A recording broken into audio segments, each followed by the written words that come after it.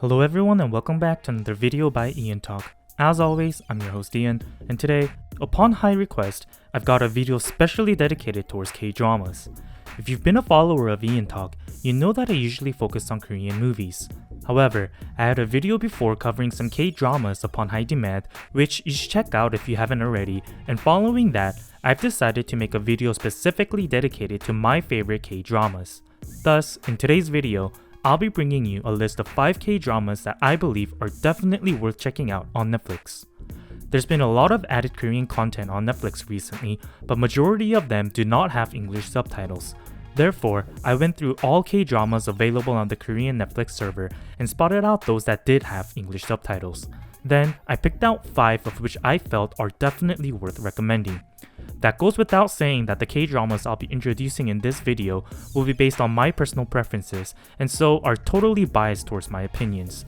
I know that there are a lot that I won't be including in this video, so I'll have a part 2 coming soon, so please let me know in the comments and by liking this video if you want a sequel. Also, if you have differing views and thoughts, please feel free to respectfully leave them in the comments down below. These K-dramas are available at the time of recording on the Korean Netflix server, so it may not be available in the country you are in. However, I'll explain later on in the video on how you can gain access to the Korean Netflix and a wider range of Korean content. Okay then, that being said, let's get right into today's video of 5 must-watch K-dramas on Netflix. Starting off the list, the first K-drama is the most recently aired K-drama on the list, which aired from October 2020 to December of 2020. Startup. Startup is an inspiring romantic comedy that starred the leads Bae Soo-ji, Nam Joo-hyuk, Kim Sun-ho, and Kang Han-na. The drama ran for a total of 16 episodes and was directed by Oh Chung-hwan, who also directed While You Were Sleeping and Hotel del Luna, and written by Park Hae-ryun, who also wrote While You Were Sleeping, Pinocchio, and I Can Hear Your Voice. As the title makes clear, the story is about a group of young entrepreneurs who dream of succeeding in the ever-so-competitive startup industry in Korea's Silicon Valley. The on-screen chemistry between the cast, especially Soo-ji and Nam Joo-hyuk, is what stole the show for me. Next up is a K-drama that has a genre of totally opposite characteristics. Airing from October 2014 to December 2014, the number 4 K-drama is Bad Guys. Bad Guys is characterized as a crime action thriller and starred Kim Sang-jung, Ma Dong-seok, Park Hae-jin, Jo Dong-hyuk, and Kang Ye-won. With a total of 11 episodes, Bad Guys was directed by Kim Jong-min and written by Han Jung-hoon. The drama is about a detective joining forces with a group of bad guys who are criminals themselves but trying to catch even worse criminals. Bad Guys was an absolute badass drama, especially with Ma Dong-seok aka Don Lee aka the Korean The Rock, rampaging through anything and anyone in his way. Before progressing further into the list, please note that the selection of dramas may vary depending on the location you are in. However, as mentioned in the intro, I have a solution for those of you living outside of Korea. If you'd like to access more Korean content, you can do so by using a VPN service and accessing the Korean Netflix server. And I've got a VPN service that I highly recommend.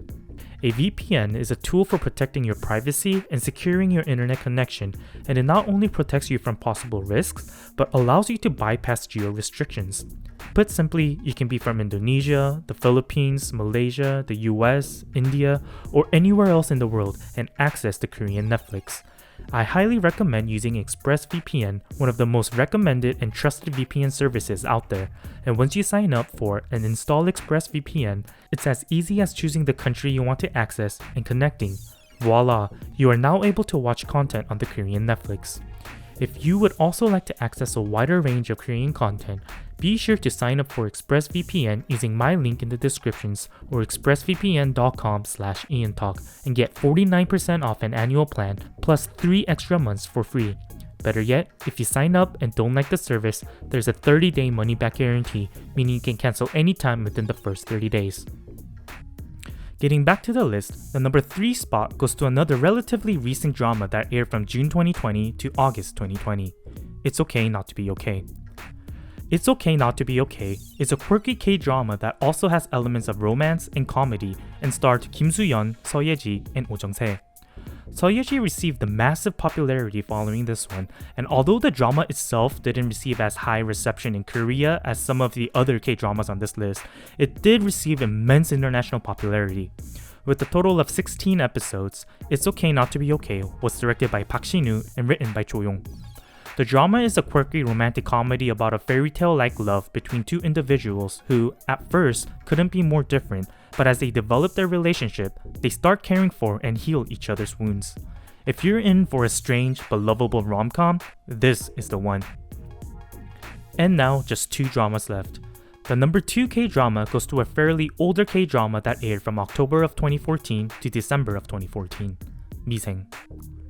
This is another K-drama that I find that's underrated in terms of international popularity. Speaking for just the Korean market, this was a major hit. Depicting the real-life work culture of the Korean workforce, Misaeng was able to connect with the viewers on a very real, emotional, and empathetical level. Starring Im Si-wan, Lee Sung-min, Kang So-ra, Kang Ha-neul, Kim Dae-myung, and Byun Yo-wan, it's with this K-drama that these actors really saw their acting careers take off. And it's also these actors acting that made the drama 10 times better. From the story, to the acting, to the details of the little things depicted in the show, I absolutely fell in love with this K-drama, and I was a student and not even working when I watched this. Directed by Kim Won-seok, who did other amazing works such as Sungkyunkwan Scandal, Signal, and My Mister, and written by Chung Yun-jung, Misaeng revolves around the story of a new employee of a company being thrown into the harsh reality of corporate life and all the responsibilities and tasks that come along with being an employee of a corporation. There are a total of 20 episodes of Misaeng available, but I'm sure you'll want more once you're done with the last episode. And now, the number 1 spot. The number 1 K-drama that I picked that's a must-watch on Netflix is a drama that got me hooked from episode 1 and didn't let go until its concluding episode. The number 1 spot goes to the K-drama that aired from September of 2019 to November 2019, When the Camellia Blooms.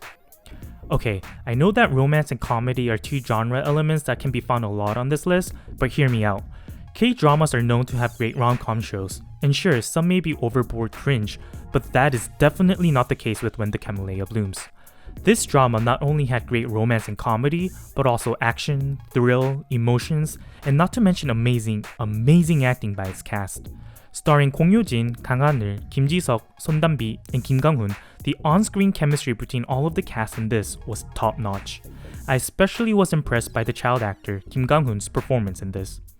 When the Camellia Bloom is a 20-episode long drama and was directed by Cha Young-hoon, who also directed Don't Look Back, The Legend of Orpheus, and written by Im Sang-chun, who wrote Fight for My Way. The narrative revolves around a single mother who owns and runs a bar named Camellia, and a playful male who declares his love for the bar owner. I'll leave it at that and won't say more, as I don't want to spoil anything, but just know that there's so much more to the drama. Definitely a must-watch. And that concludes today's video on 5 must-watch K-dramas on Netflix. Remember, these dramas were based on my personal preferences and are totally biased towards my opinions. However, I'd like to hear your thoughts as well, so please leave a comment and share your thoughts on which are your favorite K-dramas. Also, to watch these amazing dramas, be sure to sign up for ExpressVPN using the link provided in the descriptions to get your special prize. If you're excited for part 2 of must-watch K-dramas, be sure to like this video and comment to let me know that you're interested. That being said, thank you to everyone that watched till the end, and I'll see you guys in the next one.